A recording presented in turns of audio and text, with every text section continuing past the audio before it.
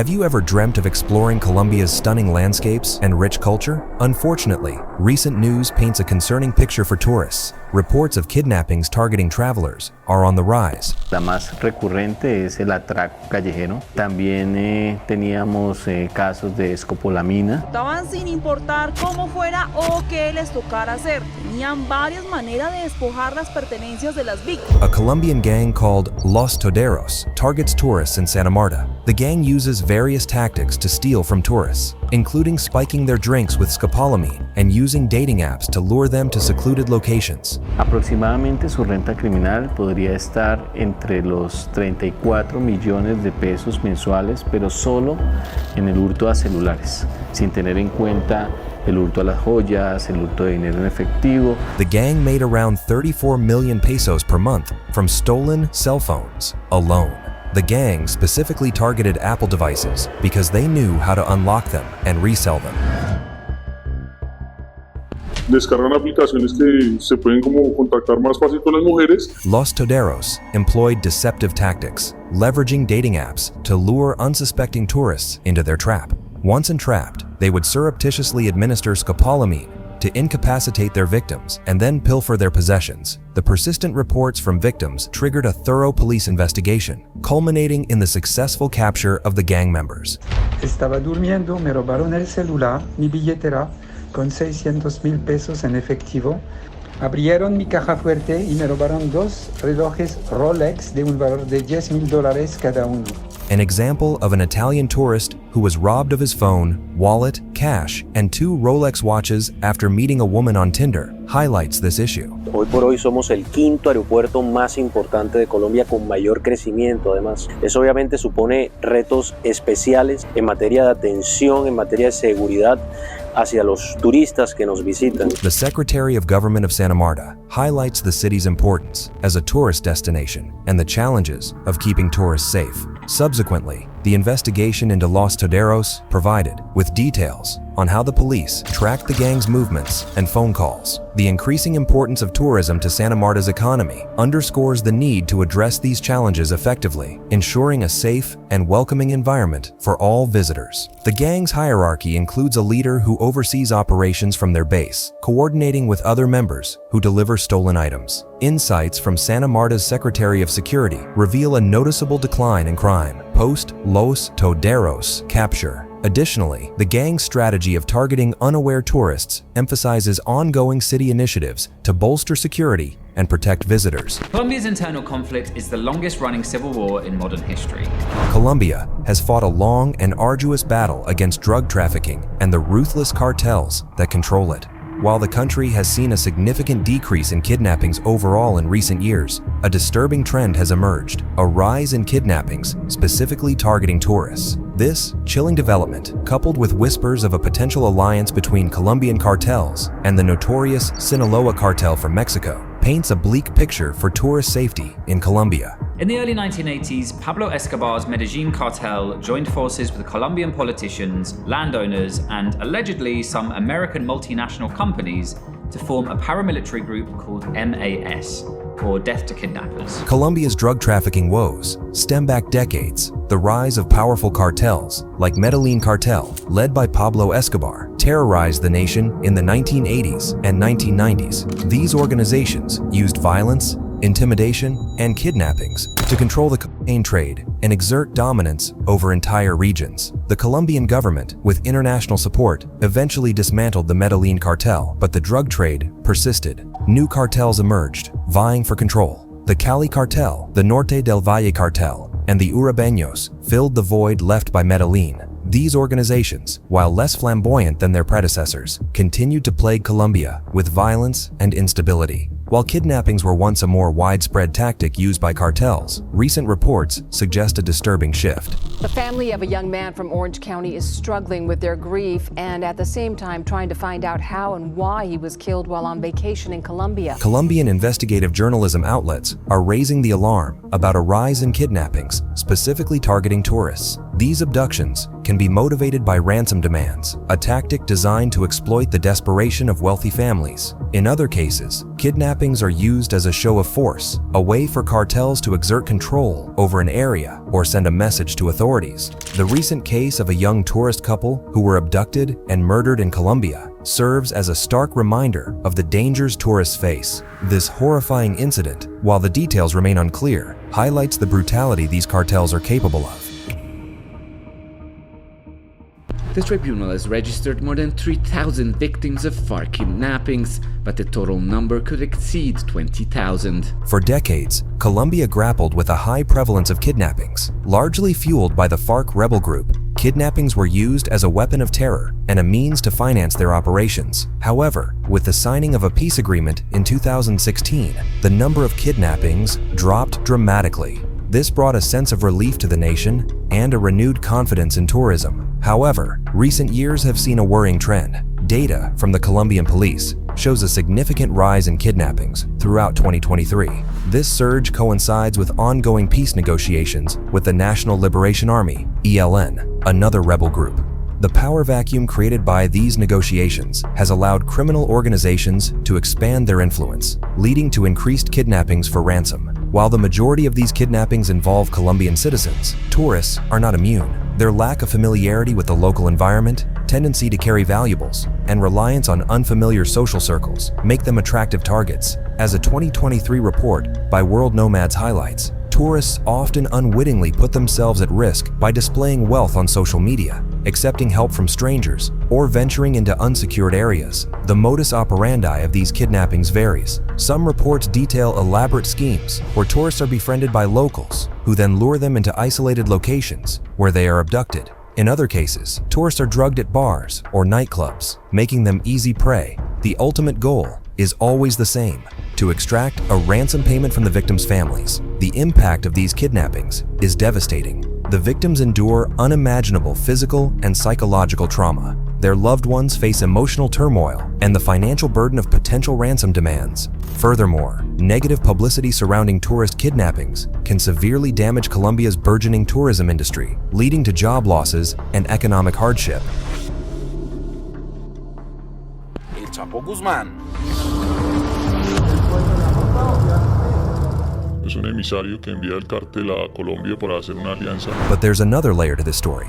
Imagine Colombia's drug cartels as established businesses and the ruthless Sinaloa cartel from Mexico as a powerful corporation entering a new market. An alliance between them wouldn't be too surprising, right? Well, that's kind of what's happening in Colombia, and it's not good news for tourists. Apparently, there's a growing alliance brewing between these ruthless organizations and the infamous Sinaloa cartel from Mexico. Now, these two events might seem unrelated at first glance, but there's a strong connection. The rise in tourist kidnappings and the collaboration between Colombian cartels might be more intertwined than we think. There are a few reasons why Colombian cartels might be looking to join forces with the Sinaloa giants. Think of the Sinaloa cartel as the Harvard of drug trafficking. They've got years of experience in everything from growing coca, the plant used to make cocaine, to smuggling it across borders. Colombian cartels, while no slouches themselves, could benefit from learning these advanced techniques. The Sinaloa cartel has its tentacles wrapped around the drug trade in many countries. By joining forces, Colombian cartels could gain access to these new markets and smuggling routes, expanding their reach and profits. Colombia's drug trafficking landscape is a bit like a schoolyard. Different cartels fight for control of territory and resources. The Sinaloa cartel's muscle, their reputation for ruthlessness, could deter rivals and help Colombian groups solidify their control in certain areas. But why? Why did the major drug cartels develop in Mexico and Colombia and not somewhere else? While both sides stand to gain from this alliance, it's not a win-win situation. When powerful groups join forces, they become even more powerful. This can lead to increased violence as cartels fight for control of territory and resources. This rise in violence could spill over into tourist areas, making them more dangerous. The Sinaloa cartel is known for its advanced smuggling techniques and use of technology. By learning from them, Colombian cartels could become even harder to catch, making law enforcement's job even tougher. Think of this alliance as a ticking time bomb. Alliances can shift, and disagreements can erupt. If this partnership falls apart, it could lead to a bloody turf war, further destabilizing Colombia. The implications of this potential alliance are far-reaching. Increased violence due to a consolidation of power or a resurgence of turf wars are distinct possibilities. Additionally, the combined expertise of these cartels could lead to more sophisticated criminal operations, making them even harder to dismantle. This, unfortunately, translates to a heightened risk for tourists who could be caught in the crossfire. Colombia, esa riqueza, ¿para dónde va, vieja?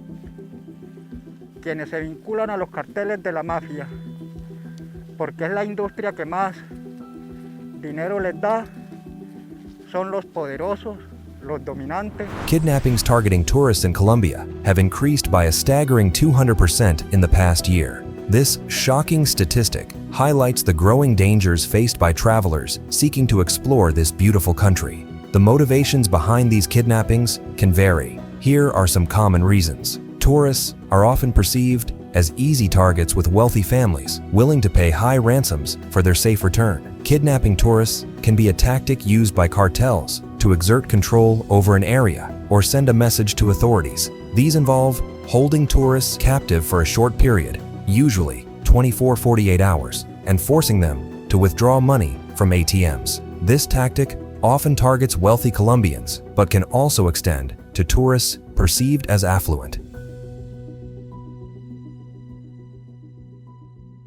Paul allegedly met a girl on Tinder, a social media dating app, and went on a date on Wednesday. Paul Nguyen's family is looking for answers after they say the Orange County man and Cal State Fullerton graduate was robbed and killed while traveling to Colombia. Social media platforms like Facebook and Instagram are scoured for potential victims. Public vacation posts with location tags and itinerary details expose tourist movements, making them easy marks for tailing or planning an abduction. Cartels also use ride-hailing apps to track and intercept tourist journeys. Fake taxi services, operated by cartel members, can lure tourists into secluded areas where they become vulnerable. They said, well, we're gonna get y'all some help. Cartels are masters of manipulation. Friendly locals offering seemingly harmless help, like directions or cheap tours, can be a ploy to gain trust and isolate tourists. Romantic entanglements, particularly those facilitated online, can be a clever facade to lure tourists into dangerous situations. Sophisticated scams, like fake rental properties or staged accidents,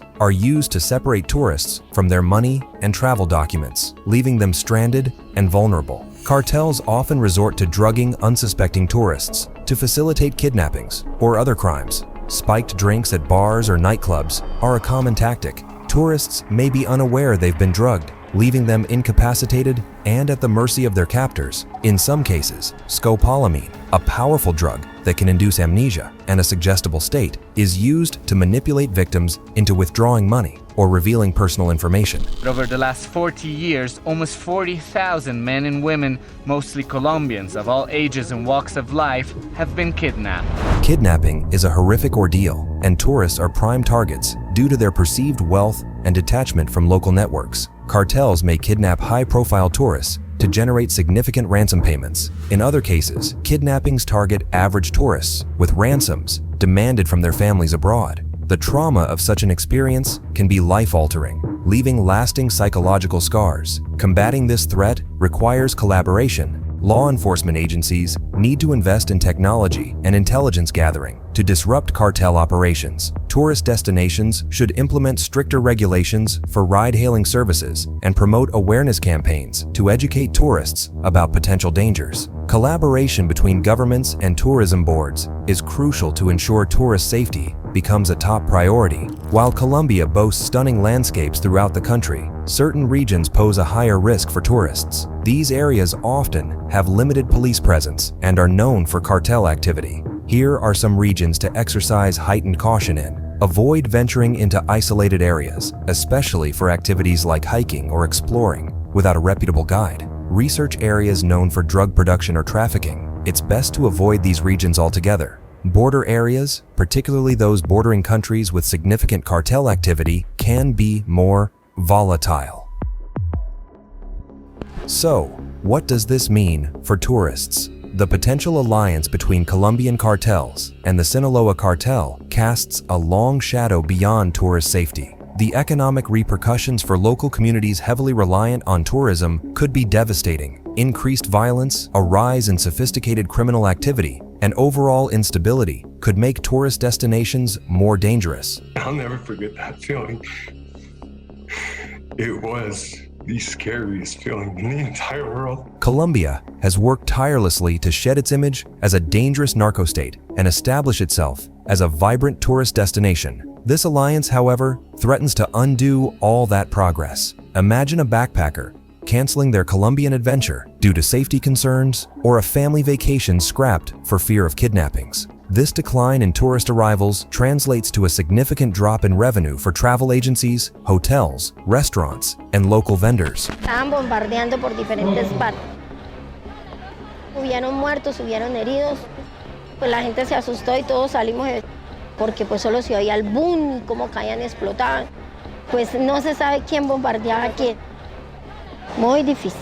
The impact goes beyond tourism. Many Colombian communities, especially in remote areas, depend on tourism as a primary source of income. Local guides, souvenir shop owners, and street performers all rely on tourist dollars to sustain their livelihoods. With fewer tourists venturing out, these communities face economic hardship, potentially pushing some back into poverty and further fueling social unrest. The Colombian government also faces a significant challenge in combating this new wave of violence. Dismantling these alliances, improving security in remote regions, and addressing the root causes of poverty and inequality that fuel the drug trade are crucial steps towards a safer Colombia for both its citizens and visitors. The Colombian government is well aware of the dangers this alliance poses and is taking steps to counter it. Authorities are deploying more police and military personnel to key areas, particularly those known for cartel activity. This increased presence aims to deter violence and disrupt cartel operations.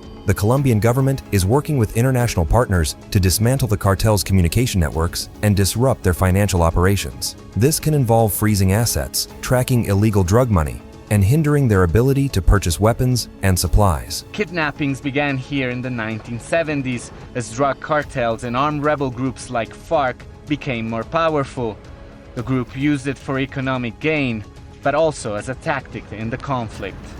Presidential candidates, policemen, soldiers, and regular people were captured and held sometimes for years. Recognizing the root causes of cartel recruitment, the government is implementing social programs in vulnerable communities. These programs offer alternative sources of income, education, and opportunities for youth, potentially steering them away from joining cartels. El campesino, mientras no haya un cambio de sus de cultivos y el gobierno no aplique eso, el campesino va a seguir sembrando coca. Deep-rooted corruption within some government institutions can hinder law enforcement efforts. Leaks of information, collusion with cartels, and a lack of trust in the system can make it difficult to dismantle these organizations. Even with strong efforts, violence can spill over into areas not directly controlled by cartels. Innocent civilians and tourists can get caught in the crossfire, hindering tourism recovery. Then when I jumped out on the driver's side, that's when I was shot in both legs. We was on the ground for maybe like 10 minutes after they took everything from us. The future of Colombia hinges on its ability to dismantle this potential alliance and ensure safety for its citizens and tourists alike.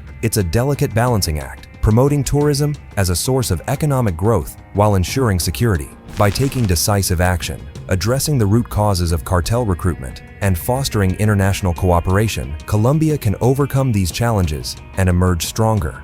While the exact nature of this alliance remains to be seen, its potential impact on Colombia's security landscape and tourist safety cannot be ignored. Tourists visiting Colombia must prioritize safety by researching safe travel zones, avoiding high-risk areas, and hiring reputable guides. Maintaining a low profile, avoiding displays of wealth, and staying informed about current events are crucial steps in minimizing risk. Flashy jewelry, expensive clothes, and openly displaying large sums of cash can make you a target for petty crime and theft. Embrace a low-key approach. Dress modestly, carry minimal valuables, and leave expensive items securely locked away in your accommodation. Remember, the goal is to explore and experience the beauty of Colombia, not attract unwanted attention. By following these safety tips and exercising caution, you can significantly minimize your risk and maximize your enjoyment while exploring the wonders of Colombia. Remember, a little preparation and a healthy dose of vigilance can go a long way in ensuring a safe and memorable Colombian adventure. Thanks for exploring the impact of Colombian cartels and their alliance with Sinaloa on tourist safety. What are your thoughts on this issue? Share in the comments. If you found this important, like, subscribe, and hit the bell for more. Stay informed, stay safe, and keep exploring responsibly. See you next time.